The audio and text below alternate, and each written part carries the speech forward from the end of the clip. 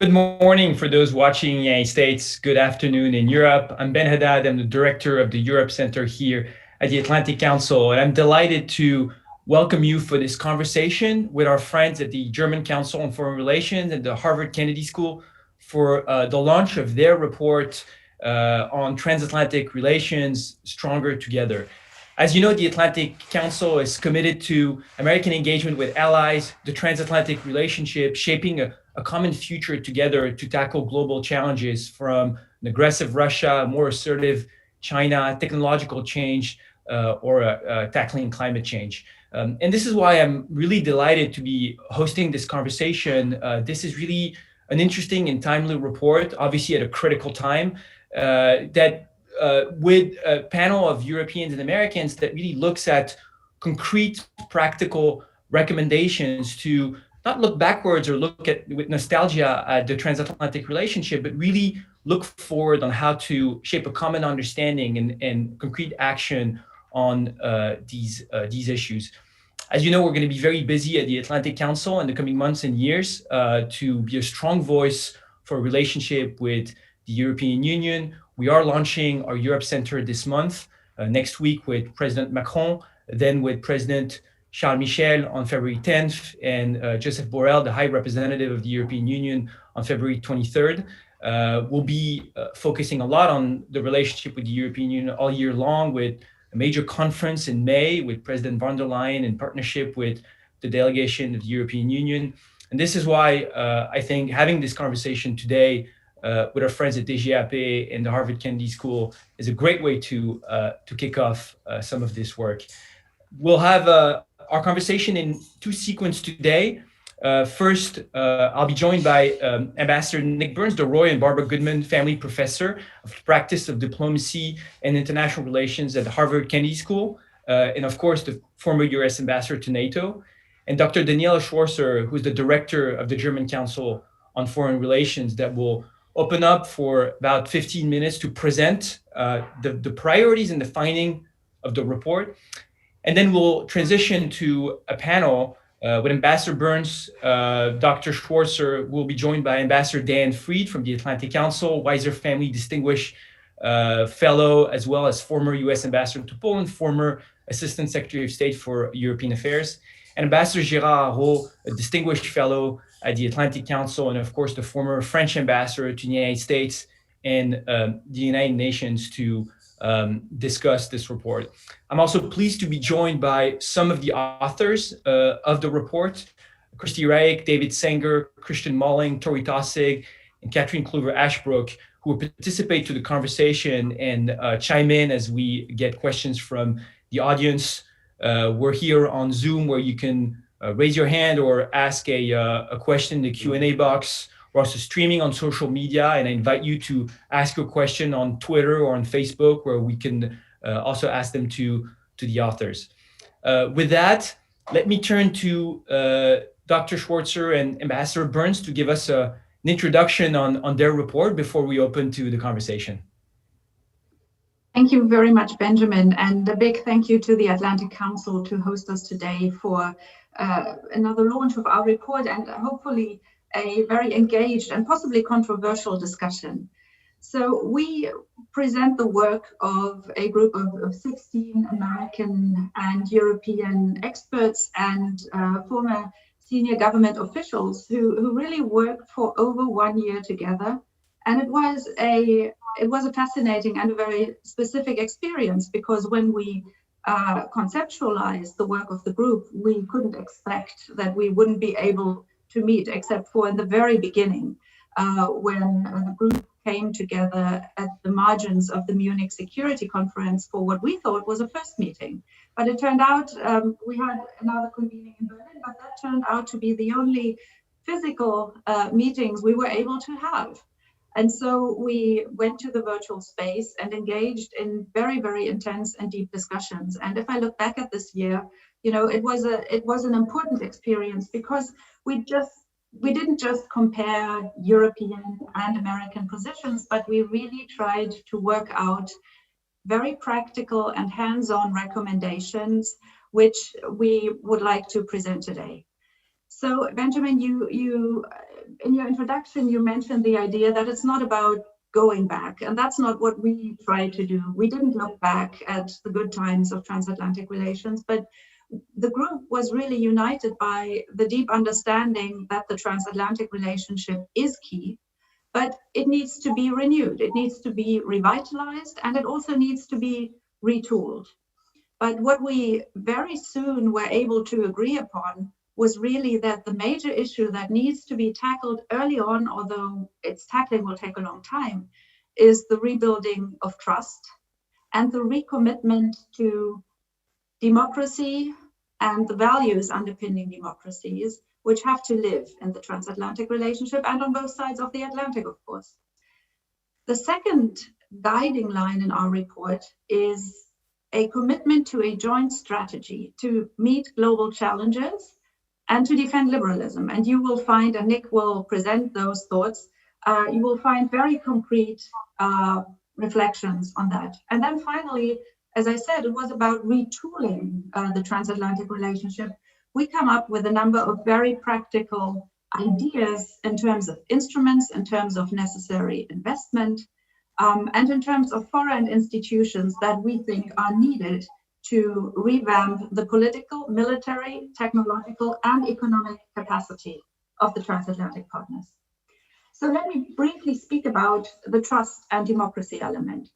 So, of course, we look back at the past 4 years, and what we shared was the worry about the state of democracy, not only in the United States, but of course also in Europe, within the NATO alliance. So we said, in our belief, democracy needs to be, and the rule of law needs to be the fundamental principle, not only to be strengthened in our respective countries, but also to be the guiding principle when thinking about the transatlantic relationship, but also when thinking about transatlantic perspectives towards the world. And trust has to go with that. So one of our suggestions is that it is very important very early on in Biden's term that EU leaders and the US administration meet and recommit to these principal values, and that there is a NATO-EU summit that allows all sides to recommit to Article 5 of NATO's treaty, which on the European side, of course, was one of the worrisome issues over the past 4 years, whether the US would remain committed.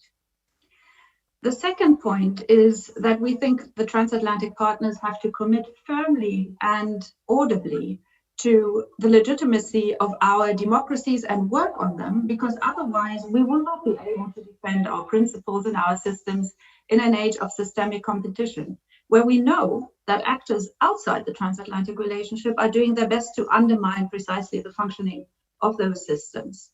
And we talked a lot about the necessity to make sure that internal societal and economic cohesion is assured. And this actually should be a topic on the transatlantic agenda, because we have a lot to learn from each other and we have a lot of worries we share. Finally, we agreed that both sides, Americans and Europeans, have to work harder to make sure authoritarian tendencies within the European Union and within NATO are stopped and pushed back. And we agreed that, for instance, financial aid in the European Union, but also NATO security investment funds should actually be conditioned on the respect for rule of law and democracy. And final point, we were in full agreement that once this is accomplished on both sides of the Atlantic, we will be able to defend precisely those values and principles in our approach to global problems. Nick, over to you. Daniela, thank you very, very much. And I want to join Daniela in thanking the Atlantic Council, our great friend Damon Wilson, Ben Haddad, Fred Kemp, to convene us this morning. Good afternoon to everyone in Europe. Good morning to those in the United States and Canada and Mexico here in North America. I'm really pleased to join you, pleased that our members of our team, our combined European and American team are here.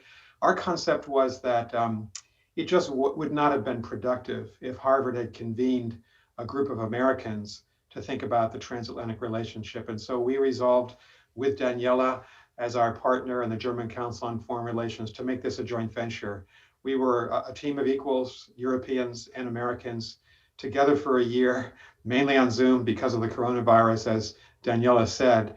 But I thought we really worked well together. We didn't always agree, and sometimes the disagreements were not transatlantic, they were inside the delegations on both sides of the Atlantic. And our report today, Stronger Together, a strategy to revitalize the transatlantic relationship, is the product of that joint effort. I just wanted to say how pleased I am that Ambassador Gérard Araud is here today. He's going to be coming into the conversation after I speak. He was an extraordinary ambassador for France. Gérard and I worked together when we were political directors together. He was political director in the Quai d'Orsay. I was Undersecretary of State for Political Affairs.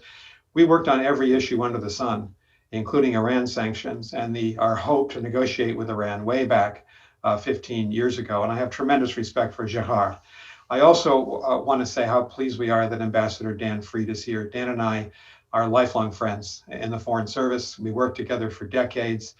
I think he's one of the premier experts in the United States on Europe. He's someone with a great deal of intellectual courage, and he's always standing up for freedom and democracy. So you're going to hear from two very fine, very experienced ambassadors. I just want to say a couple of things to buttress and add to what Daniela has said. The good news for this report, and we could not have foreseen this when we started out more than a year ago, is that an Atlanticist is back in the White House. Joe Biden is an Atlanticist. He deeply believes in NATO, and he deeply believes in the strategic partnership between the US and the EU. This is very good news. And his Secretary of State designate, and I hope Tony is going to be confirmed by the Senate today or tomorrow, Tony Blinken, is also a confirmed Atlanticist, and he happens to speak one of the most important languages in the alliance, and that's French. And I think we'll see a real change with President Biden and Vice President Harris and future Secretary of State Tony Blinken in charge. And it's important to us that, as Daniela said, we wanted to look forward in this report. We didn't want to look backwards. We didn't want to glory in what we had accomplished together. We wanted to anticipate what the strategic challenges were going to be for Europe and Canada and the United States. And we were animated by one thought, and that is the world has changed since 2016, and not necessarily in favor of the West, in favor of Europe or North America. China is stronger today and much more assertive, stronger than it was in 2016. It's weathered the coronavirus more effectively than any other major country in the world.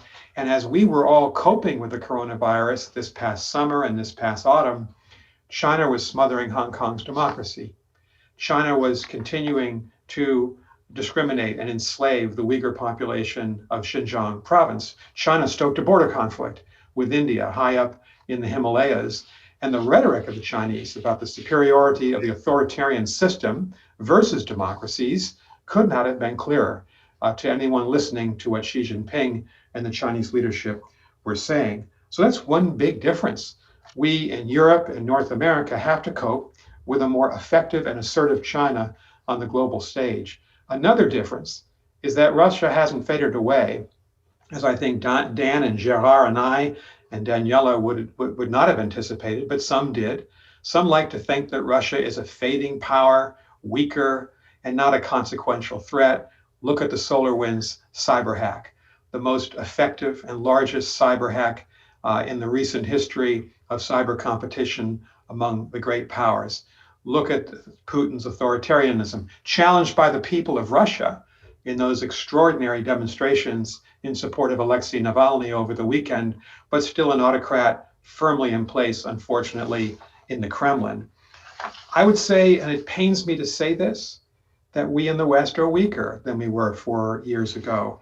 China is going to overtake the European Union and US as the single largest global economy sometime in the next decade, if you measure it in nominal GDP terms. NATO's powerful, but NATO could lose, theoretically, its technological edge militarily if we don't invest in the militarization of AI and quantum sciences and biotechnology. We need to make a big leap forward in our military technology in the next 10 to 15 years, because if we don't, the Chinese and Russians are surely planning to do that. And we don't want to be the second strongest military power in the world. And I think we all know, and this was the basis of this report, that there were centrifugal forces really straining our alliance across the Atlantic Ocean, sometimes pulling us apart. Donald Trump was a one-man wrecking crew, first American president since 1949 to assert that NATO really didn't matter. He considered the European Union as a strategic competitor. He was wrong about both those things. And in reaction, some Europeans began to say, well, maybe we need strategic autonomy. Maybe we need to be much more autonomous, we Europeans, from the United States. Some even said, although I think these voices are now fading, that Europe should be equidistant between the United States and China. So we created this group because we thought there's a lot of work that needs to be done. And as Daniela said, the first thing we thought is that of all the points that we wanted to recommend in this report is that trust needed to be reestablished.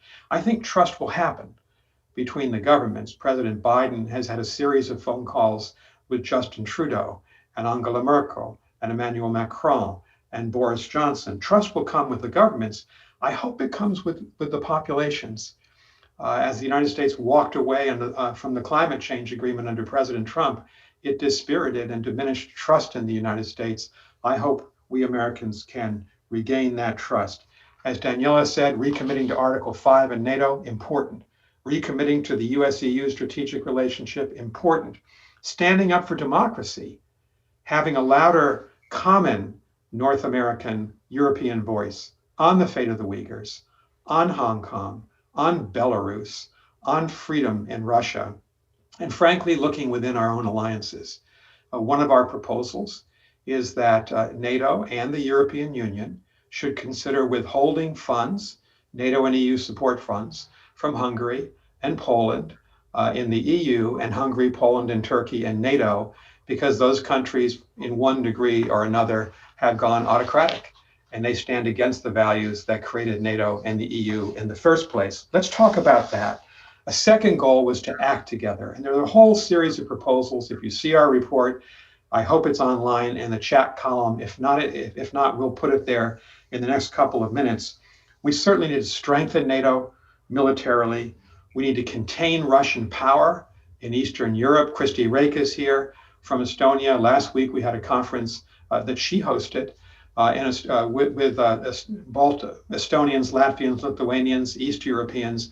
We think the stationing of the NATO battalions in Estonia, Latvia, Lithuania, and Poland should not be rotational. They should be permanent. We've made that recommendation. We certainly believe that the sanctions should remain in place on Russia. And considering the SolarWinds Act, considering the attempted poisoning of Alexei Navalny, to which the United States never acted under President Trump, there should now be further European Union and NATO and US sanctions against Russia to warn the Russians against this type of behavior in the future and to exact a price. We also need to deal, of course, with Nord Stream 2. The United States is not an actor. Our group struggled with this. We didn't have a consensus view where everyone agreed, but the great majority of our group believed that that the pipeline construction, I know it's 93 or 4% finished, should be suspended, and US sanctions on Nord Stream 2, Germany and other countries should also be suspended, that there should be a period of time where the Europeans and Americans should try to work together to try to see what they can do with this very difficult issue, Nord Stream 2. China is obviously, I think, probably the issue where across the Atlantic we have to talk most seriously. Our view is that on trade, the European Union, the United States, even Japan have the same complaints about China's lack of adherence to its WTO commitments on issues like patent law and intellectual property rights. If the EU, the United States, and Japan spoke together at the World Trade Organization, confronted China together on its unfair trading practices, those three groups are 60% of global GDP. That would be real leverage on the side of the EU, the United States, and Japan to try to force China to adhere to the commitments it made openly, but it doesn't adhere to in practice. We obviously need to keep Huawei out of 5G markets. That's where Australia and Japan and India and the UK and the US have gone. We hope very much that the European Union will decide to keep Huawei out of its markets. We believe, as President Biden believes, and as the French, German, and British governments believe, that we should go back to negotiations with Iran. But let's talk about that. Gerard and Dan and Daniela, it has to be a tough deal. It has to be Iran going back to all the restrictions of July 2015. It has to be extending the sunset clauses well beyond 2030, just 10 years from now. And at some point, Iran's ballistic missiles and Iran's regional terrorist activities have to be part either of that nuclear negotiation or in side agreements. They have to be considered. They can't be held out of the negotiations as they were in 2015. Final point that I wanted to make is that we've got some challenges. We always do across the Atlantic. I would list three for Gerard and Dan to tell me where I might be wrong. Can we be together on trade globally? And can the EU, the US really act together? I just have to say, I understand why, I guess theoretically, why the EU went ahead with this trade and investment agreement with China just a couple of weeks ago, but I wish the EU had waited. I wish they had waited until January 20th, waited for President Biden. They knew what his position was going to be. I wish they would wanted to act with the United States. We would have been far stronger. The EU would have been stronger in its trade and investment policies with China if it had been backed up by the United States. Another challenge is strategic autonomy. I know, Gerard, it's a phrase that maybe was invented in Paris. Maybe it's what the French government believes needs to be part of the vision for the European Union. Our report argues for a stronger Europe, or more self-reliant Europe, a Europe that can carry more weight. And we're with you on that. In the English language, and you know both languages perfectly, better than me, strategic autonomy connotes a sense of separation between the two halves of the Atlantic, which worries me. And finally, on the activity by the EU, particularly in France, but also it's an EU initiative on digital services tax, we really think it's better to suspend tax and regulatory measures on the big technology companies and other parts of our global economy until the Biden administration and the EU can work out perhaps some common positions. To see Europe going separately puts the United States in a difficult position. So those are some of the issues we debated. I'm very pleased to be here, and I'm looking forward very much, I'm sure Daniela is too, to what Gerard and Dan have to say. Thank you. Thank you, Ambassador Byrne. Thank you, Dr. Schwarzer. This is really a great introduction. I suggest that we bring in Ambassador Fried and Ambassador Aho to continue the conversation. We've talked about rebuilding, restoring, retooling. We talked a lot about restoring trust, and I think that's really a key issue. And I want to maybe start where you left it off, Ambassador Burns, which is the role of Europe, the question of strategic autonomy, the question of Europe being more responsible and taking more initiative within the partnership. I thought, as we're talking about trust, it's interesting to look at a report that was published by ECFR recently, which is an opinion poll report on where European public opinions are as we're talking about restoring trust. There's a vast majority of Europeans, including in very transatlantic countries like Germany or Poland, that consider that the United States cannot be trusted after the last 4 years. And this is a poll that was done after the election, after the inauguration. We see also a vast convergence of Europeans saying that, supporting the statement, Europe can't always rely on the United States. We need to look after our own defense capabilities. And you have 60% of Germans agreeing, 69% of the polls, 74% of Brits agreeing to Europe shouldn't rely always on the United States and support more its own defense capabilities. And I want to start with this. I mean, if we don't look backwards, but really look forward, what role should play Europe within this new transatlantic relation? We've heard, obviously the last 4 years, a lot of debate on defense spending and burden sharing, but this didn't start with President Trump. We already heard President Obama, his Secretary of Defense, Bob Gates, make very strong arguments in favor of Europeans taking more responsibility in their own defense. So I want to maybe first turn to Ambassador Aho and then Ambassador Freed to first react what we heard, but really discuss what role Europe should play within the transatlantic relationship with the Biden administration. Ambassador Aho. Thank you very much, Benjamin. And it's great to be with you. And thank you for the Atlantic Council, and congratulations to all the authors of this report, and hi to Nick, with whom I negotiated Resolution 1737 against our Iranian friends, the first resolution of sanctions, actually. I think, instead maybe of talking about trust, values, and so on, let's look at the interest and what are the European interests right now, and to see whether actually the US and the European Union's interests are exactly the same. When listening to this short presentation, I'm sure there is something in the report. I'm struck by the fact that we are not talking about the environment of Europe, which is in flames. From a European point of view, the crisis of today, of course, we have a problem with Russia. Russia is a pain. It's a pain in the Baltic Sea and the Baltic air. It's a pain in the North Sea. But for us, the real problems are in Ukraine, in Syria, in Libya. We have Africa, which is a demographic time bomb.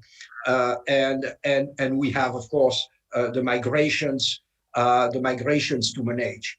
So, and we know that basically we have had two American administrations, Obama and Trump, which basically told us, and we can understand it, really sorry, Europeans, it's not our problem.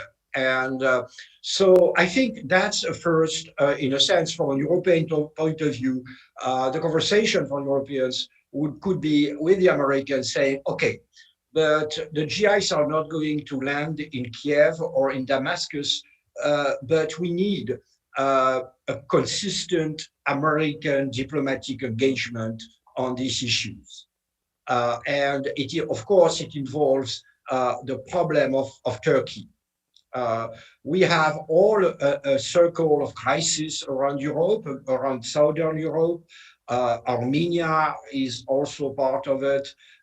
So what are we going to do? It's really, that's I should say, a first question. The most acute crisis right now basically are there for European security, and we have to talk about it.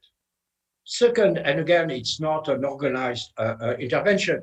Second, on sanctions, I would once more express my skepticism because I've been ambassador to the United Nations. We have been adding layers and layers of sanctions to the international relationship without any consideration about their effectiveness. We sanction because the guys are bad. And unfortunately, foreign policy is not a schoolyard. And so if you want to sanction Russia, the question I would ask immediately is, what is your achievable goal? Sanctioning is not an end in itself. So I guess that if you sanction, it's because you have an achievable goal. And I think it's a standard that we should keep, because sanctions is becoming for liberal democracies, all of us, a sort of foreign policy by default. We don't know what to do, to be frank, so we sanction, and we feel good because we have sanctioned, so we have something to tell our public opinion, but eventually it doesn't change anything. It doesn't change anything, but it hurts. It hurts also the people who are the side which is sanctioning, and after that, we are trapped with the sanctions. We can get rid of them. Because of course, the other side is not going to change its policy. Russia is not going to become a democracy, and China neither. So again, on sanctions, I will agree that we have to think in terms of a wider transatlantic agenda. I think that the challenges that the West is facing is much more than it's much more than simply the Russian threat, or it's also a domestic threat. I think you are perfectly right to insist on that. For instance, trade, which is an issue which has been raised. We have everywhere in the West, we have a substantial part of our domestic public opinion, which is basically criticizing free trade. What does it mean to have a free trade which is, in a sense, user-friendly? Really, as you know, in a sense, why Brexit, why the election of Trump, why the yellow vest in France, it's also a backlash against globalization. The free trade agreement that the EU has with Canada, which is certainly the most environmentally and socially advanced free trade agreement, it will be very difficult for the Europeans to ratify it. So it says a lot. And I think I agree, we have to work in the framework of the World Trade Organization, but maybe also discuss between both sides of the Atlantic about trade and environment, trade in our public opinion. But we should go beyond that. I think there are a lot of other issues which are, in a sense, the most important issues for the future of our societies, which is, for instance, artificial intelligence. What are the ethics of artificial intelligence?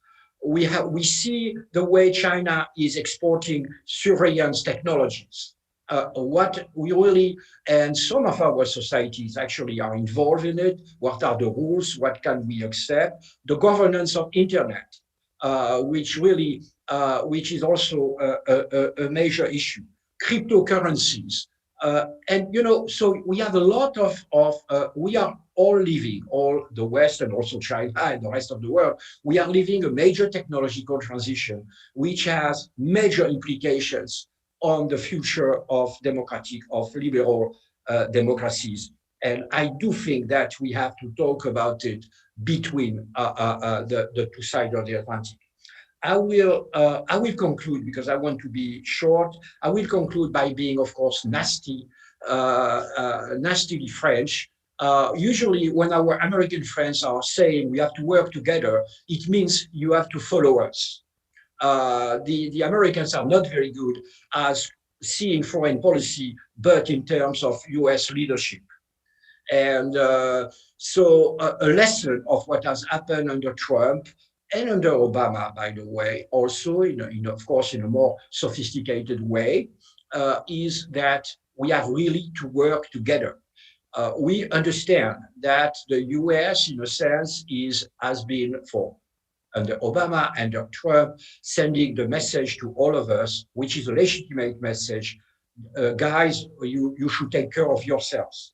But it doesn't mean that it should lead to a sort of vacuum. It should lead maybe that Europeans really act by themselves in cooperation with the US. But it means also on the US side that they can't have really in the cake and eat it. They have also to accept more easily the idea of a real cooperation. Really, I have been during 20 years. I've been told when making a proposal, sorry Gérard, but the interagency process has decided or has concluded that I do think also that on the American side there should be maybe some change in the methods. Thank you very much. Let me turn to Ambassador Fried to react to all this, and then we'll go back to the authors. I do so miss meeting and occasionally sparring with Gerard Arnault. He reminds me every time I listen to him how it is that the Americans and the French understand each other's strengths and weaknesses. We drive each other crazy, and we're both right. We're both right. I want to go back to the report. This is a good report. Of course, being an American and with my own background, I love its linkage of values and interests. That's one of its strongest points. Secondly, each one of its in-depth issue studies, China-Russia trade, has a series of practical recommendations that are doable. I don't want to lose sight of this. This is good stuff. If you are working, if you're in the Biden administration and looking for the substance of the first year's US-European interactions, draw from that report. It's got a list of achievements which would fill out the substance of any summit communique and work plan. This is good stuff. To the issue of European leadership and American leadership, Gerard is right. Okay, the Americans are in no place to start wagging fingers and dictating to Europe. It won't work. We're not well suited to this. I always liked George H.W. Bush's phrase, partners in leadership. We have got to be partners with the European Union because the United States and Europe are collectively the center of the democratic world when we face authoritarian adversaries. Now, that is an American sort of value-centric point of view, but it's also drawn from the report.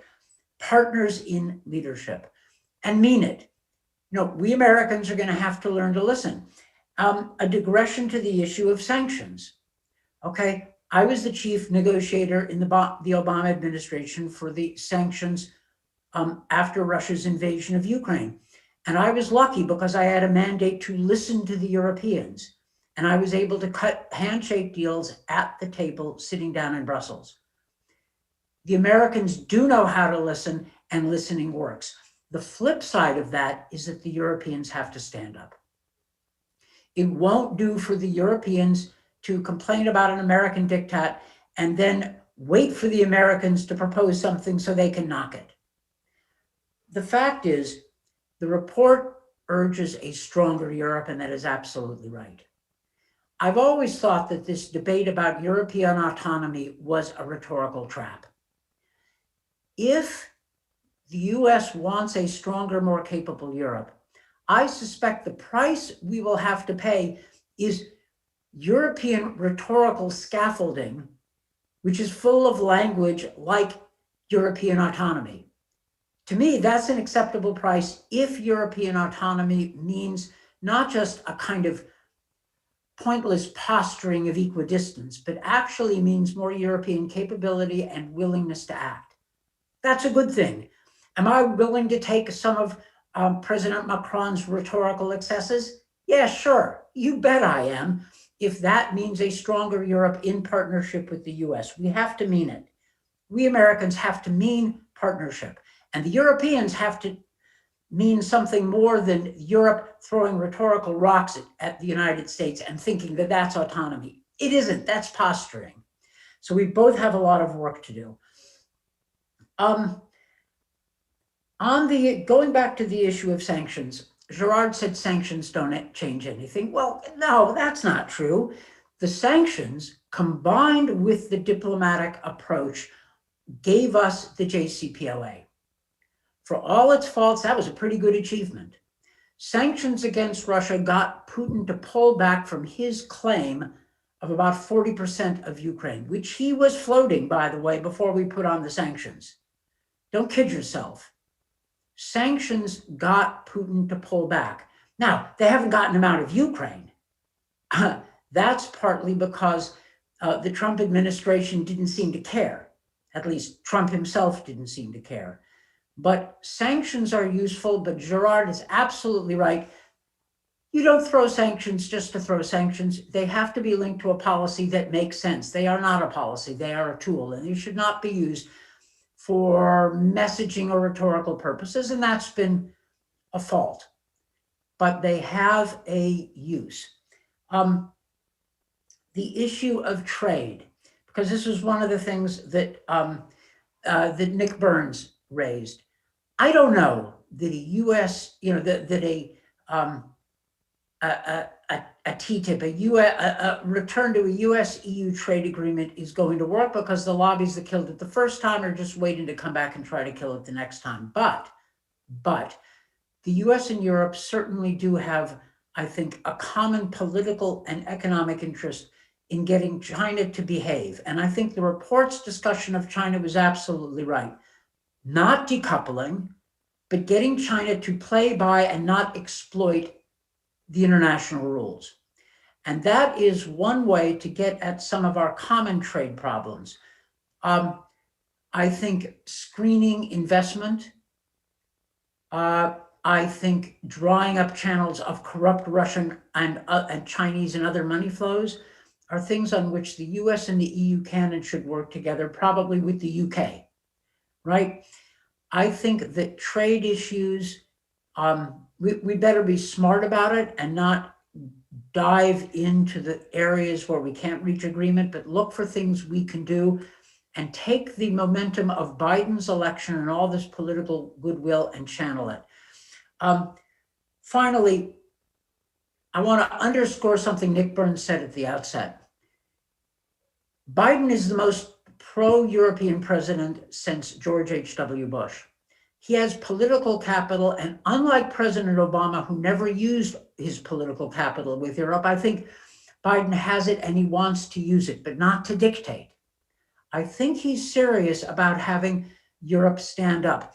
And I remember traveling to the Munich Security Conference with then newly elected Vice President Biden, and in his speech at the Munich Security Conference underscored this point. He said, America's back, but Europe has to stand up. We have to listen. Europe has to be prepared to act. I think you're going to get more of that. I think that was the right speech. I don't think Obama was as deeply committed to the transatlantic relationship as was Biden. I know that George W. Bush in his first term was not. He learned better. So I think there is a real opportunity here.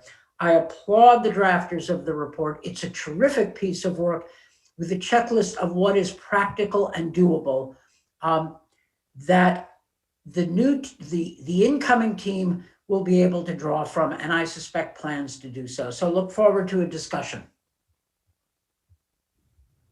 Thank you.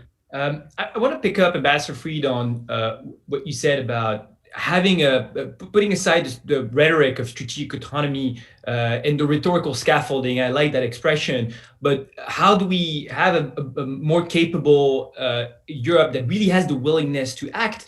But as we do this, how do we accept the fact that then Europe will probably also want to have sometimes its own appreciation of some strategic issues, and how do we have a respectful dialogue to take that into consideration? I think one big question I want to ask the panelists is precisely on China. Ambassador Burns mentioned the EU-China investment agreement. The European Commission just released the text of the agreement on Friday. Now the European Parliament will have to vote on it. And of course, this has already led during the transition to a tweet by the incoming National Security Advisor, Jake Sullivan, and some pushback from American experts. But Europeans respond that this is a way for Europe to be on the same level playing field as the United States after the phase one agreement between the Trump administration and China that the Biden administration will apparently keep on. So how do we make sure that we can be on the same page and that we have a respectful dialogue between both sides of the Atlantic on some of these issues? Maybe starting with Daniela Schwarzer, especially because this has been an agreement that's been promoted by Berlin to a large extent, even though it's supported by the 27, and now turning into Ambassador Burns. Thank you, Benjamin. So the German explanation, or the German EU presidency's explanation why this had to happen just before the end of this year, is that the negotiations have been going on for years, and that the German EU presidency pushed hard and made China move on crucial points, and this was then the moment to close. I personally think that this was, of course, a political decision to do it, and it was nothing that couldn't have been changed. And I do agree with Nick, and this was well after the closure of our drafting, so we didn't mention it explicitly in the report, but we make a very strong case for coordination and understanding where each side is on China. And the way Ambassador Fried put it, the goal is to make China play by international rules. I think that is something Europeans and Americans can immediately agree upon. Where the narrative diverges is the question of, can we actually aim at stopping China's rise? This is nothing that would normally find in European discussions on China. And so I think what we have to acknowledge is that the European debate on the risk and systemic competitor that China is has moved a lot over the past years. Now the investment screening mechanism was mentioned. This has been implemented by almost all EU member states in a way that I would say takes into account not only the risk of China, but also the learnings from the corona crisis and a broader understanding of high-risk industries and where Europe really has to protect its interests. And I see quite a lot of convergence here. And then I can only echo what Nick said. If Europe and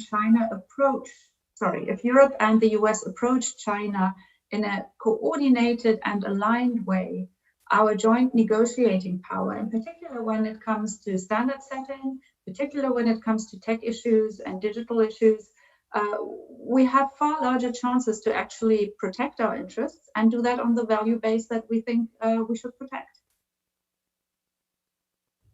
Ambassador Burns. Well, thank you very much. First, I want to say, well, I listened to Gerard and Dan. They are two world-class diplomats, and they're also world-class strategists. I think they really added a lot to this conversation. I want to thank them both for being here. And Dan, I really like the beard. It's a very good look. So thank you. On China, I think it's important that Americans say, because I know Europeans believe this, China is not our enemy. We diplomats know about the power of words. Enemy is used exclusively for countries you're just about to fight. And that's not China. China is a competitor and it's an adversary, but it's not an enemy. I think our greatest challenge with China in Europe, in North America, is how do we balance competition and cooperation? We're in a highly competitive phase of the relationship on military predominance in the Indo-Pacific, on the trade issues we talked about, on technology, as 21st century digital technologies are militarized, and we're certainly on battling on values. And I think in the United States, I can't speak for Europe, but most Democrats and most Republicans in senior positions in the Congress are largely agreed that we have to be in a competitive phase. The problem is, as Dan said, we're not for decoupling. We do have to have a relationship with China. Where can we cooperate, Europe and the United States? On climate change. We've got to. China and the United States are the 1 and 2 carbon emitters in the world. Where can we cooperate? On the pandemic. China, for all of its sins, a year ago when it was not transparent, January, February 2020, about what happened in Wuhan, China has tremendous capacity in global public health. And so we ought to be working with it. Joe Biden has put us back into the climate change agreement and into the World Health Organization. I hope we can work with China there. So we have to have a balance. On the competitive phase of it, I do think we have to be more strategic about trade and understand the EU is the largest global economy. The United States in GDP, nominal GDP terms. The United States is number 2, China's number 3. The EU and the United States should come together on trade. It's as simple as that. We can't change what the EU did on the German presidency, but we should be able to march forward on investments and on strengthening our ability to limit Chinese investment into our sensitive technology areas. The United States has CFIUS. The European Union, I think, needs a stronger mechanism to do that. And we ought to combine with the Japanese because they have the same problem that the European Union and the United States do. Last point, I thank Gerard. I was in large-scale agreement with everything he said. Large-scale agreement. The United States is not going to have troops in the Middle East. We're going to be focused on elsewhere, China, Russia. But we ought to be working with the European Union countries, particularly France in North Africa, where France has done so much, in West Africa and the Sahel, where France has been leading against the insurrection in Mali. And we ought to be thinking about the future of Syria, a big international negotiation to try to bring that war to a close and negotiate the framework of a new Syria, if that's going to be possible. I agree with Gerard on Turkey. I agree with Dan Fried on his response to Gerard on sanctions. And I very much agree with Dan and Gerard. The United States cannot believe it can go back to a position of lecturing to the Europeans. And by dialogue, we mean we lead and the Europeans follow. Here's the good news. As Dan knows very well, President Biden and Secretary of State designate Tony Blinken are listeners. They understand Europe. They want to work with Europe. I think is going to be a new quality to this relationship. I'm going to turn again to Ambassador Aho, Ambassador Fried. I think it's very interesting, by the way, Ambassador Perns, to also pick up on what you said about cooperation on investment screening, the question of technology. I know that's also going to be another irritant, and the potential irritant of the relationship is some of the differences in appreciation on the regulatory framework, on social media or technology companies, and how we can promote better convergence between both sides of the Atlantic, especially as we have alternative authoritarian models like the Chinese one that are looming behind. And I think we can talk about this a little later. Ambassador Aho, you're muted. I want to come back to this issue of strategic autonomy. And I think I do agree with Dan about the idea of the rhetorical excesses of the French president, really not being unofficial anymore, allows me to do it, and with some excitement, I'm not used to it. And, but at the same time, I think that the issue will be more or less swept away by our partners, because, behind it, in Eastern Europe, they see it as a way of weakening the American guarantee they want. And in the rest of Europe, in Germany, in Italy, they don't want to increase their military budget. And strategic autonomy, of course, is demanding countries to take into their own hands their security. So I guess that everybody will, as also is going to greet President Biden when coming to Europe with a sense of relief, saying, okay, the Americans are going to do the job, so this crazy French idea could be swept away. So I want to draw the attention of our American friends that strategic autonomy is also in itself a way of telling the Americans, don't worry, we are not going to rush to Washington, D.C. As soon as there is a shotgun in our environment. And in a sense, in Europe, the French are among the few to say that. But I agree with you, it was, I've always been convinced. I've worked on European defense for 25 years. With the lack of effectiveness that you can see now, I've always said we should do it without talking about it. There are other activities that we do this way, so why not? We should do it without talking about it, because as soon as we talk about it, you have the Americans who said, oh my God, our leadership is threatened, and the Germans say, oh my God, I'm going to be requested to spend some more money on my defense. And on the midterm, on Europeans, I go back to another issue. I think we should talk in America in a sort of transatlantic way to an industrial solution. I think, it's an excellent issue where you have European technology there, Nokia, Ericsson, and you have also American technology. And why not to have a sort of transatlantic 5G solution? We have not talked about environment. Now we have the two sides of the Atlantic are committed to fighting climate change.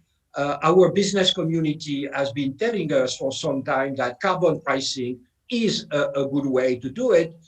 Why let's not work to have a common carbon pricing strategy on both sides of the Atlantic? Because if we don't do it, we will have a tax on the border. It will make our relationship still more complicated. On digital economy, I think I think Nick was referring to it. You're referring only to the issue of taxation, and of course, we should work together to this vexing issue of taxation. That this issue exists also between American states, really. So it's an issue. We know that taxation is based on brick and mortar and that doesn't fit the digital model. So let's try to work. But beyond taxation, I think there are a lot of issues linked to the digital economy, the protection of the private data, liberal, also the future of liberal economy. You know, what Twitter has done with the account of Donald Trump, in a sense, maybe a wake-up call. Is it acceptable? What does it mean? The fake news. So we have really, again, I'm insisting on the fact that we have to be innovative and creative. Really, the transatlantic relationship goes well beyond NATO and the NATO issues, well beyond US, China. We are I'm repeating myself, sorry, but we are in a technological revolution, and behind it, there are values. And I think that Americans and Europeans, we should manage it together. In a sense, it's a new field. But I think that with the Biden administration and the Europeans, I think that it's critical for the future of our societies. Thank you. Thank you. Let me turn to Ambassador Fried to close the second round. And we have a lot of participants. We have a lot of really great questions. So I think then I'll read some of the questions. We can bring in also some of the authors of the report to chime in as well. Ambassador Fried.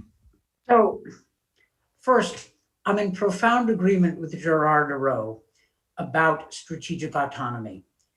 To get the Americans to shut up, and what French diplomat doesn't, develop the capacity. That'll shut us up. Don't talk about it, do it. Nick Burns said something that's right, but I want to extend it. He said, China's not an enemy, it's an adversary.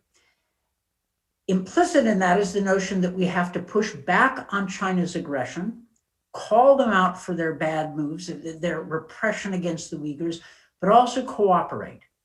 The same principle goes for Russia, right?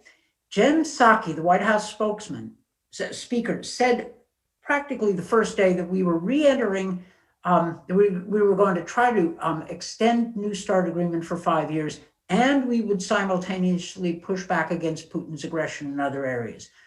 That's exactly right. We have to learn, we Americans, but working with Europe, have to learn how to push back without hesitation, without guilt, and cooperate without apology at the same time. Now, that's not my thought. I mean, that was George Shultz's conceptual foundation for the Soviet policy under Reagan in the second term that was so successful. Push back without hesitation, cooperate without apology. Secondly, and related to this, the US and the Europeans together have, and this is something Gerard said, and I want to foot stomp it, a preponderance of regulatory power. We ought to be combining efforts about cleaning up financial flows, about pushing back against disinformation, and generally making social media companies up their game. Regulatory power sounds boring and it's wonky and it's technical, but it is also a strategic weapon because the United States and Europe combined occupy the high ground in regulation, and combining our efforts means we can help set the rules. We believe in a rules-based liberal world. Well, start regulating it. I want to mention Poland and Hungary, something Nick Burns raised earlier. A couple of footnotes. Poland and Hungary are not the same. They get lumped together, and that's not quite right. Orban cozies up to Putin, and the Polish government's view of Russia and Ukraine and Belarus is a view that any liberal Polish government after 1989 would have held.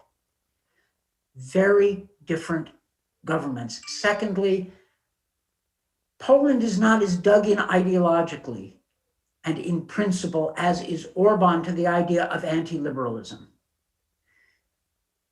Third, the Europeans and we Americans need to pick our issues carefully. We shouldn't, if these are conservative societies, Let them work out some of the issues of, social issues. Save our arguments and our action for the basics of democracy, like media freedom. So that is not a difference with Nick, it's a footnote.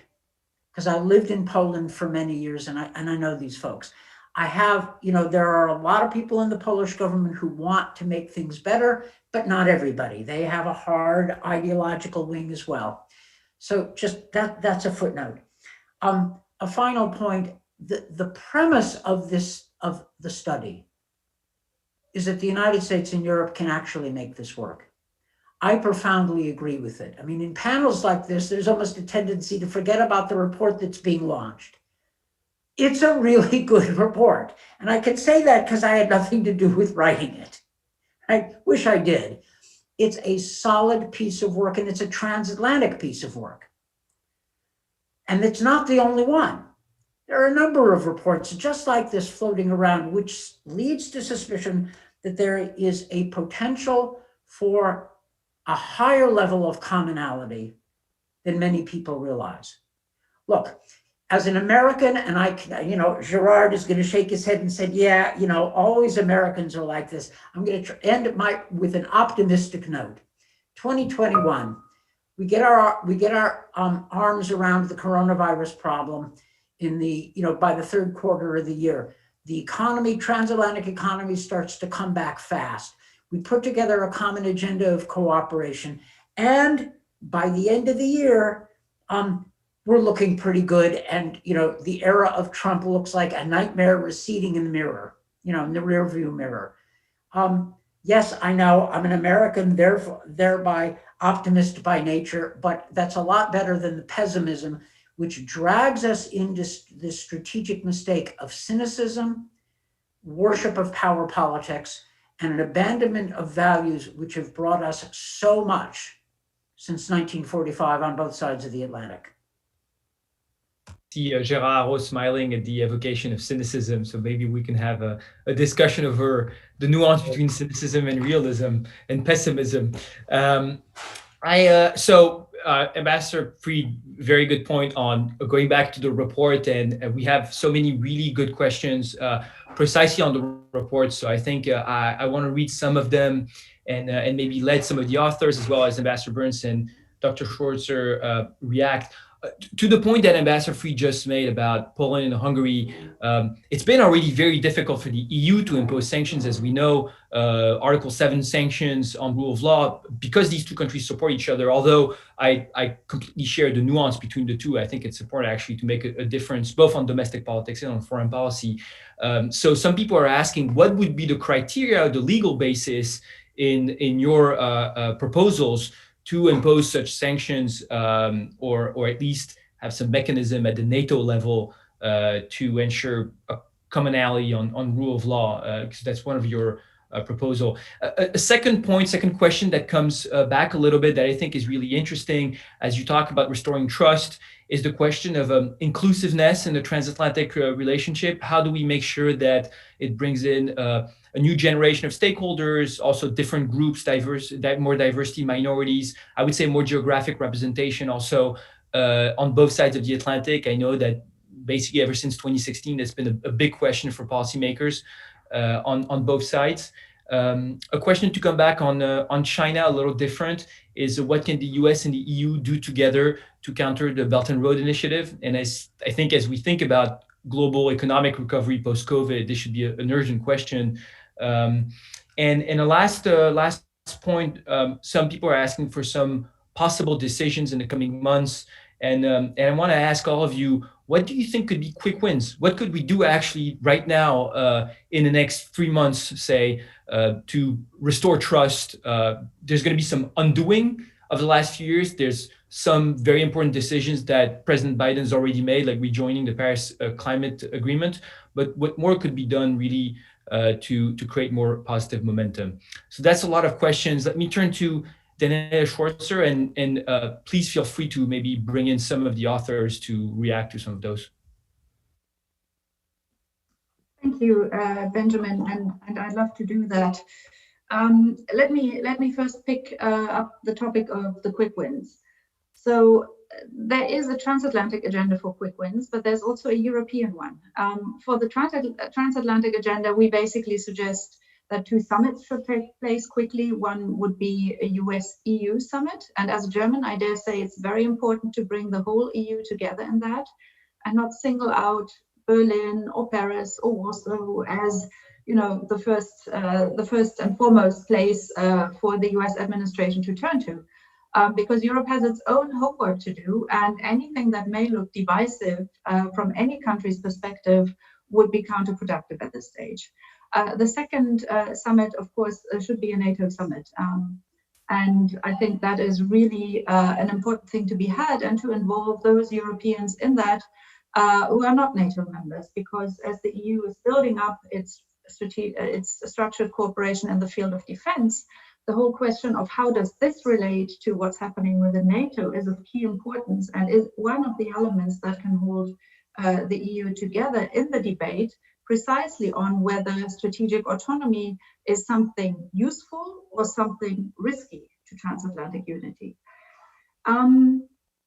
Now, for the Belt and Road Initiative, whether there should be joint action and what that could be, I definitely think there should be. And I dare say that in its neighborhood, the European Union has missed the opportunity in previous years to actually acknowledge the extent to which China is building influence through investment, political influence, even on EU member states. And this is something, it can't be pushed back easily, but I still would argue the case very strongly that the European Union, but also with the US, there should be an alternative strategy, and that would have to have a very strong investment tool. But in my view, it also needs a political perspective for the countries, how they can feel and experience that they are of strategic interest to the European Union and the United States, and have a perspective of closer cooperation. Maybe on the tech and digital side of the Belt and Road Initiative, which is usually broadly discussed, I'm wondering whether Catherine would like to come in, because I do want to bring in as many authors as possible. And I also would like to ask Christy whether on the discussion we have had so far, particular the security piece, NATO, Russia, there's anything that you wish to add. Let me just close by commenting briefly on the very first point you mentioned, Benjamin, and that was on the legal base for sanctions of countries that violate the EU rule of law principles. So we have established rules and procedures. For instance, the Article 7 procedure, which is underway, but what we saw over the past years was that the political backing by governments, but also within the party families, looking in particular at the European People's Party, wasn't as strong as it could have been or should have been.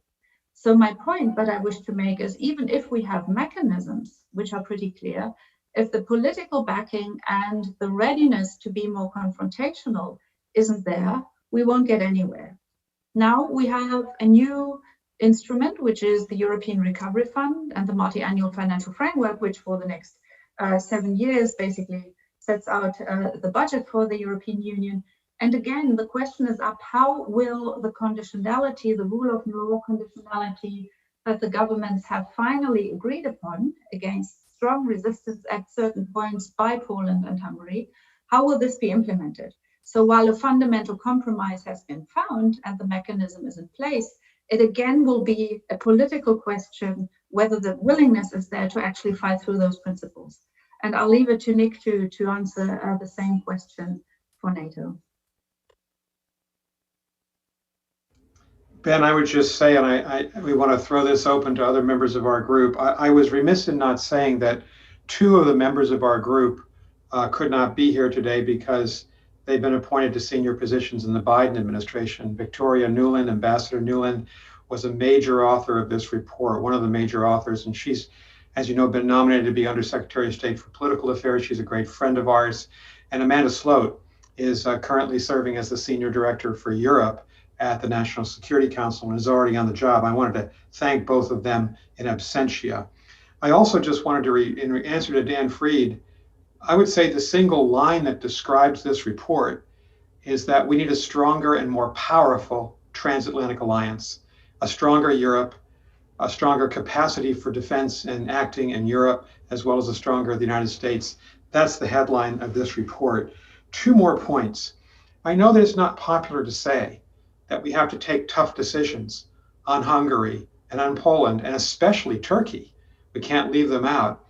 But if we don't act inside, I'll just use the NATO alliance, to withhold NATO defense dollar support or euro support, if we don't act to deny to those 3 countries the ability to host NATO meetings, then there's no penalty whatsoever for the 3 of them in different ways, I grant you, but for the 3 of them undercutting the democratic basis of the alliance. That's the basis of the recommendation. It's really difficult to do in consensus-driven organizations like NATO and the European Union. But if we do nothing, what's the signal to Viktor Orban? What's the signal to President Erdogan of Turkey? So I would just put that back into the debate. There has to be some kind of response. We've suggested one. What are your suggestions? And finally, there's a very good question in the chat.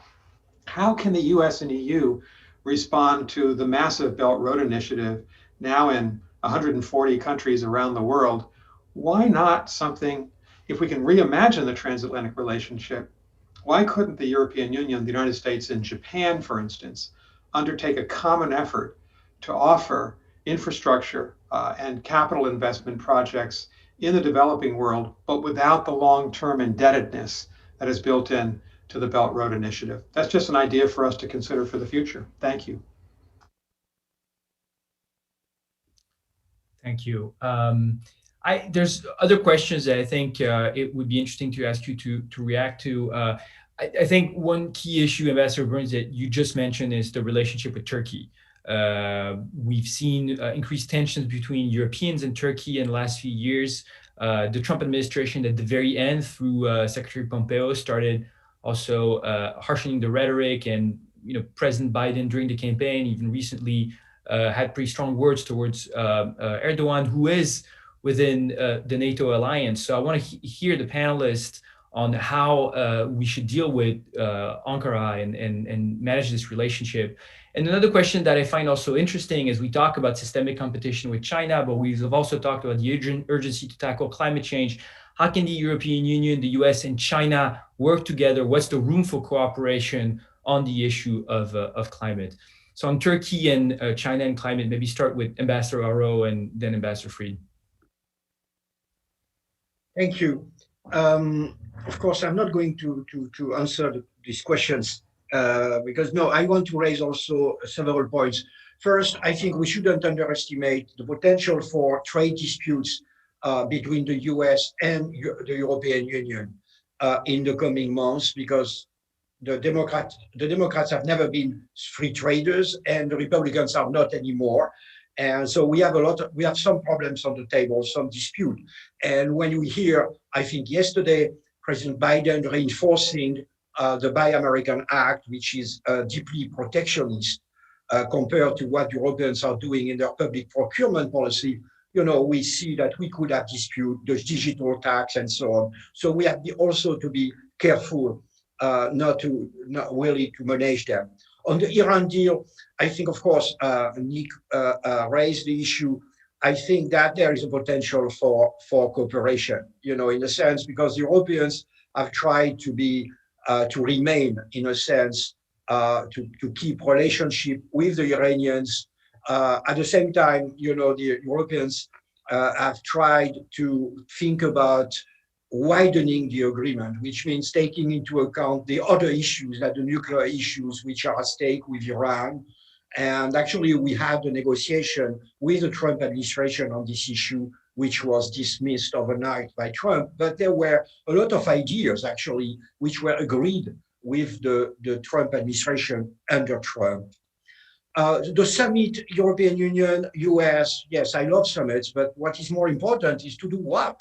And what will be the agenda, really, because these masses, really everybody loves everybody. And I'm sure that Biden will be very good at tapping the shoulders of all the really, and we will say, oh, we have suffered for the last 4 years. What is the agenda? Really, that's the most important, which actually leads to the question of relationship between the US and the EU in institutional terms.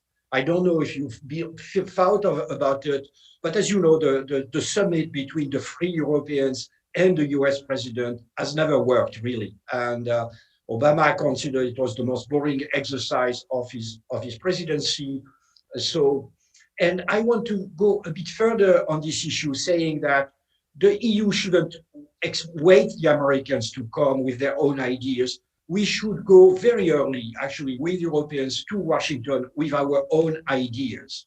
Because if you wait for the interagency process to reach a conclusion, it's too late. So we should try to bring our ideas, our proposals, concrete ideas, concrete proposals to the Americans on some issues. And I think that the communication of the Commission and of the Council recent really is a very good basis. I think let's be concrete, let's be operational, let's be creative. And again, please, the issue about EU, NATO on the European defense, we have had it for the last 30 years. Let's not bring it again. Once for all, there are 20 countries in the EU and 20 countries in the NATO. They are really deciding a policy that we could consider as consistent, coherent. They are not going to make things inconsistent in NATO and the EU. Let's not lose time on this issue. On Turkey, that's a very, very trying challenge, because in Northern Europe, people basically don't care so much about what is happening in Eastern Mediterranean Sea. On the American side, I can understand that they don't forget that Turkey has a major strategic role in the alliance, really. But at the same time, Turkey is in Libya, Turkey is in Cyprus, Turkey is at the border of Armenia, and Turkey is putting a pressure on Greece. So we need some diplomatic engagement of the US. It's not easy, but I think we should have a conversation with Europeans how to handle Turkey. It's not a competition. It's very complicated, and I agree with it, but it's really critical for the security of Europe. Thank you. Thank you. Let me turn to Ambassador Fried. I agree that the basis for an Iran deal is there. That's not going to be easy, but it's been clear for some time that the Europeans were willing to do more to address Iran's regional challenges. And we have, if the US was willing to get back into the JCPOA, that won't be easy, but I think it's possible. With respect to Russia, cooperate where we can and push back where we have to. I hope that the European Union is going to find a way to respond with greater strength to Navalny's arrest and the perspective of a long prison sentence. Now, the Americans are in no place to complain because the Europeans have taken steps and we haven't as a government. So we have to catch up with Europe. But this is an early test. Navalny's arrest and the prospect of a long prison sentence, or, that the Russians actually kill him, since they've tried twice already. We have to make it, we have to draw a line over that and prepare consequences. There are things we can do. With respect to the US-EU summit, they're not always boring. I was with George W. Bush at the beginning of the second term, where he attended a European Council meeting, and it was more interesting than the NATO meeting. It was terrific because the Europeans came to the table with ideas, and it was an open discussion. I agree that there has to be a work plan and agenda that comes out of it. The problem is not going to be the first summit, because as Gerard said, that's going to be good atmospherics. The problem is going to be the results in the second summit when you have to deliver. That's a good problem to have. With respect to Turkey, I don't want to institutionalize the current problems and make them permanent, but we're going to have to determine whether Erdogan is going to continue his, what I think is a destructive course, or whether, if we're willing to address some of his complaints, and he has some legitimate ones, whether he is willing to try to pull back. Secondly, Nick, a cautionary point about Poland and NATO. So I asked a veteran liberal solidarity activist, an old friend, about the issue of NATO and Poland, given this Poland's opposition to the current government. And he said, do not link the two. Do not link the two. We have to find the right tools, and we have to find the right dialogue for dealing with this.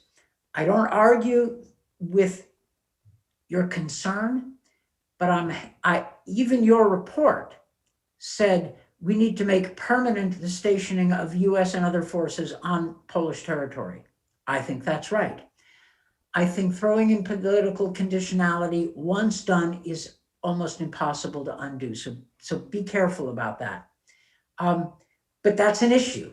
This isn't the place to outline them, but there are other ways to deal with some of these issues. Anyway, these are all the right problems and right challenges to have. And thank God we can do it, rather than dealing with the Trump administration that thought a united Europe was a bad thing. I never thought in my life I would hear the virtues of pre-1914 nationalism elevated. Just horrible. So, somebody has to say it. I know we're not supposed to look back, but my God, what a pleasure to be able to discuss how we make things better. Thanks for the opportunity. Thank you. Me turn again to Daniel Schwarzer and Ambassador Burns to react to this. There's the question of what to do about Turkey that's been asked, and potentially how we can work despite the systemic competition with China to tackle climate change. And then I think I'll do a very quick round for 30 seconds conclusion from all of you. Thank you, Benjamin. Actually, I would like to pass the floor to two of our authors who have joined the call. On China, maybe Tori would like to answer. On Russia came up, so maybe I can give it another try and have Christy speak. I think it would be fantastic to have two more voices in this, and I will come back in right at the end. Thank you, Daniela. I'm happy to jump in briefly.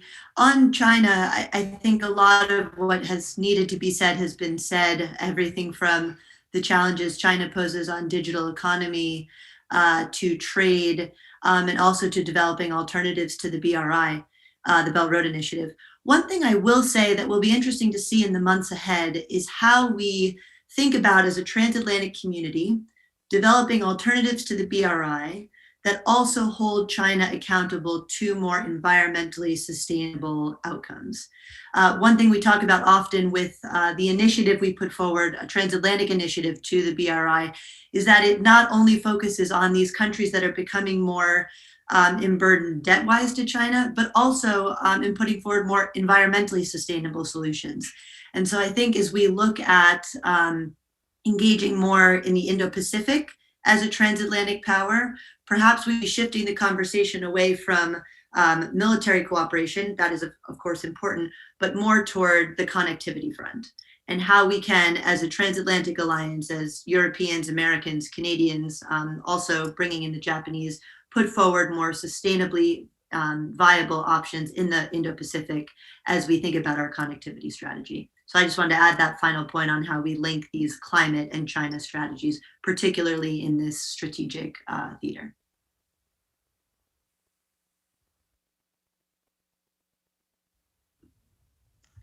So may I come in at this point? Yes. Hello to everyone. It's great to be with you, and it was a great discussion. Let me actually start with a positive news from Estonia. As of today, we have a new government in office. And that's following an almost 2-year experiment of having a radical right-wing populist party in government coalition. And I must say it was a painful and polarizing experience for society. It did raise the question whether Estonia was moving in the direction of Hungary and Poland. And I do agree there are important differences between the two countries, but they both have problems with the rule of law and freedom of the media. And Estonia was showing signs of moving in the same direction. But luckily, we did not. I think the democratic institutions proved their resilience. And now we are back to a government which actually takes seriously the commitment to human rights and liberal democracy and rule of law and all the values that also bind together the transatlantic alliance. And having been through that experiment, I want to say that above all, I think it's a question for the European Union and not so much NATO, how to treat cases of erosion of rule of law in the EU. Because it's a problem really for how the European Union functions, and the EU has more of the kind of tools that can be used rather than NATO. And one more point, kind of supporting what Daniela Schwarzer actually said, there has to be political will to do something about the rule of law issue. We have some legal tools in the EU, but their value is limited if the readiness to back them up with political will is not there. But now on Russia, which is a related issue because we are also talking about values, and we are seeing this societal momentum in Russia, also in Belarus, this bottom-up pressure, people demanding for change, and this harsh repression on the side of the regime. And so this, I think, is one issue where I hope there is potential for a quick win of transatlantic coordination and cooperation. It's difficult to reach a common European view. And in general, the Europeans need to work hard actually to have a better shared understanding in Europe about what our strategic interests are. But I would look to the East when we ask where we should get started with the cooperation. Thank you. Thank you so much. Let me turn for some words of conclusion to Daniela Schwarzer and Nick Burns, and then I'll say a quick word. Very much, Benjamin. Yes, we could not pick up all the comments that were made in the chat, and I was impressed by all the contributions, and there's a lot of food for thought there. So I think what we can take away from this 1 hour and a half is, I think, a very, very strong and shared feeling how important it is to relaunch a transatlantic agenda that has a global aspiration and is very, very clearly values-based, and a joint interest in doing this. So I fully follow the criticism that it's not about summits, but it's about content. If I had to define the priorities for the transatlantic work agenda beyond, of course, the symbolic summits that may take place in the beginning, I think the centerpiece is, first of all, defense and security, but the more complicated politically one is China as a topic that obviously has an economic, financial, a security, defense, and tech dimension. If the transatlantic allies manage to devise a joint strategy that acknowledges that because of geography and because of economic ties, there are different approaches on both sides of the Atlantic, I think this can be potentially very powerful. And as we have discussed on several occasions during the last 90 minutes, there also is a positive agenda to be had with China, and climate is one of them. Health is another one. And I do believe from a European and American perspective, tech and regulatory issues should be pushed to the forefront of the conversation with China. And it's really an opportunity we should not miss, and we should move rather quickly on. I'll leave it there for reasons of time, Benjamin. Thank you very much for chairing the session. Ambassador Burns. Well, thank you. I think this is the end. I want to thank Ben Haddad and Damon for hosting us today. We really appreciate the work of the Atlantic Council on the transatlantic relationship.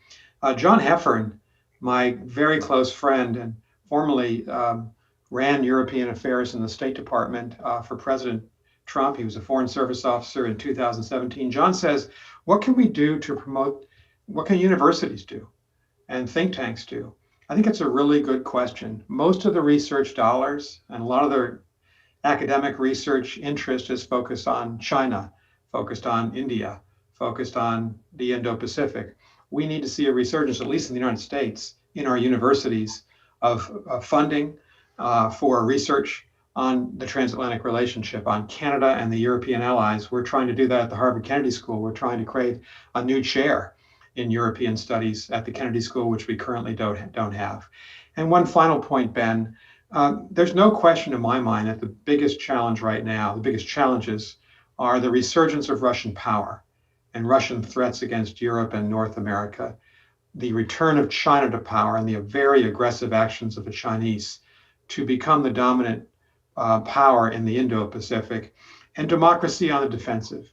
If most people would agree, those are three major challenges, both for Europe as well as Canada and North America. We need a more powerful transatlantic alliance. And in that sense, this is a hopeful moment. Joe Biden is a transatlanticist, as is Tony Blinken. I think we have the opportunity now, after 4 years of destruction and weakening of the alliance by Donald Trump. I think the Biden administration is giving us a shot on both sides of the Atlantic to do a lot more to strengthen this relationship, and we should take that opportunity. With many thanks to Dan Fried, Ambassador Dan Fried, Ambassador Gerard Arrault. It's been a good discussion, and Ben, thank you for hosting us. Thank you all. It's a hopeful moment indeed, and we have, I think, after this conversation, our work cut out for us. I really want to thank you, you two, and thank your teams at the Harvard Kennedy School at DGAP for this really great report, all the proposals that we could discuss. Thank, of course, Ambassador Arrault, Ambassador Fried for joining in the conversation. And thank all of you. We had really a good crowd, a lot of questions, a lot of really interesting questions today. So it sparked a lot of interest. Obviously, as we know, we'll continue to be here, to be a voice at the Atlantic Council, a platform for this conversation to shape transatlantic future together, as you said, from China, Russia, technology, climate change, with many challenges ahead of us. But I think we are in a very positive and hopeful moment to respond to them together. Thanks all of you for joining us. Have a good day, a good end of morning, good afternoon in Europe, and we'll be with you very soon. Thank you. Thank you very much, Ben. Thanks, Daniela. Thank you.